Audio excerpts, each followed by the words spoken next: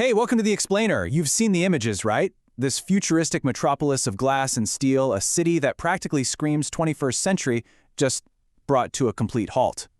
Supercars underwater, the world's busiest airport looking like a giant lake. This is the wild story of how Dubai, a city literally built in the desert, was drowned by a flood of epic proportions. And it led to the one big question everyone was asking. Did they do this to themselves?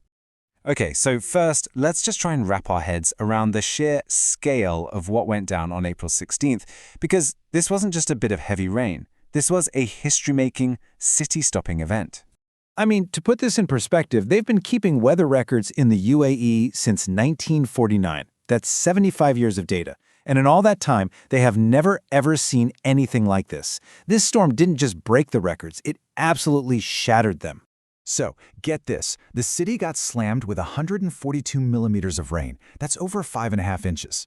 Now, for a place like Dubai, that's what they'd normally get in an entire year. And it all came down in just a matter of hours. And the result? Absolute chaos. Roads turned into rivers, and the busiest airport on the planet looked more like a seaport. So as the world is watching these unbelievable videos, this really interesting theory starts spreading like wildfire online. You know, the UAE is famous for its advanced weather modification tech. So of course, the big question on everyone's mind was, did their attempt to make it rain just go horribly, horribly wrong? And that brings us to our prime suspect, cloud seeding. I mean, the theory just felt so perfect, right? You've got a desert nation famous for engineering its own rain, and suddenly it gets a flood of historic proportions. It had to be connected. Okay, so for anyone who's not familiar, cloud seeding is something the UAE has been using since the 90s to deal with its water shortage. The basic idea is that planes fly up and spray these tiny particles, usually salt, into clouds that look promising. This helps the water vapor inside clump together and fall as rain. It's not about creating storms out of thin air, but more about giving existing clouds a little nudge to drop the rain they're already holding. And here's where the theory really kicked into gear. People online started digging, and they found flight data for this plane, a known cloud-seeding aircraft. And look at this timeline. The day before the storm hits, it takes off, it circles the coast, it's doing everything that looks exactly like a cloud-seeding mission. For a lot of people, this was the smoking gun. Case closed. But, okay, this is where the story takes a sharp turn. Because when you actually start looking closer at the evidence, that simple viral theory, well, it really starts to unravel. So here's the fundamental problem. You've got the social media theory over here, but then you have this official statement from the UAE's National Center of Meteorology. They came out and said, yep, the plane flew, but we absolutely did not conduct any seeding operations. So you've got two completely opposite stories. Who do you believe? Well, this is where the satellite data comes in, and it's pretty much the deciding factor. See, this monster storm system, it didn't even form over Dubai. It actually formed over the Gulf of Oman, and it hit Oman first, causing terrible floods there before it ever got to the UAE. And here's the kicker. That cloud seeding plane, it was nowhere near where this storm actually began. And that's exactly what top climate experts like Friederike Otto pointed out right away. They said blaming cloud seeding for this is like blaming a single lit match for a massive wildfire that happens during a record-breaking heat wave. The real issue, they say, is that a warmer atmosphere just holds way more moisture, so when it finally does rain, it comes down so much harder than it used to. The conditions for a disaster were already there, supercharged by a warming planet.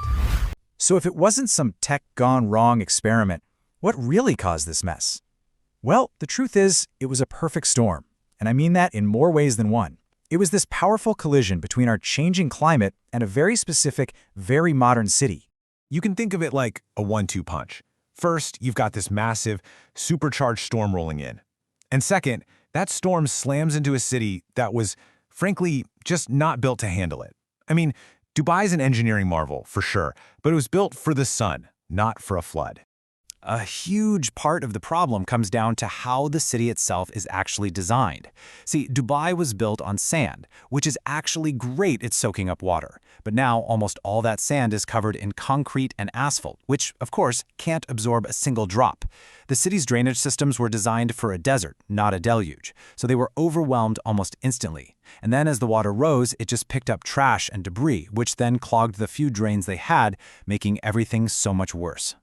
And this next fact, wow, it really shows you just how unique Dubai's infrastructure is. It's something that blows people's minds. The The Burj Khalifa, the tallest building on Earth, isn't actually connected to the city's main sewage system.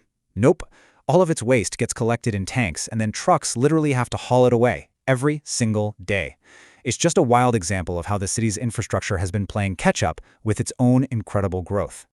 So this flood was basically a massive, brutal stress test. And the city's infrastructure, well, it failed. But wow, has it triggered a response? We're talking a massive, incredibly expensive plan to make sure this never, ever happens again. I mean, the immediate financial hit was just staggering. Just look at this. One insurance company saw a 400% spike in claims for cars alone just in the week after the flood. Now imagine that multiplied across all the businesses, all the homes. You start to get a sense of just how devastating this was economically. So, in response, Dubai's ruler didn't just sign off on some repairs. No, he approved a total overhaul. We're talking a staggering 80 billion dirhams, that's more than 21 billion US dollars, for a brand new drainage system for the entire city. And to help you wrap your head around just how much money that is, get this. For that amount, you could build the iconic Burj Khalifa 15 times over.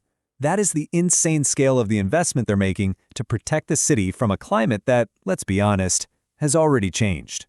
And all of this really leaves us with one final pretty sobering question. Look, Dubai has the money and the willpower to spend billions of dollars to adapt. But what this whole thing proved is that even our most modern, wealthiest, most high-tech cities can be totally crippled by this kind of extreme weather. And it just makes you wonder, if this can happen in Dubai, where is it going to happen next?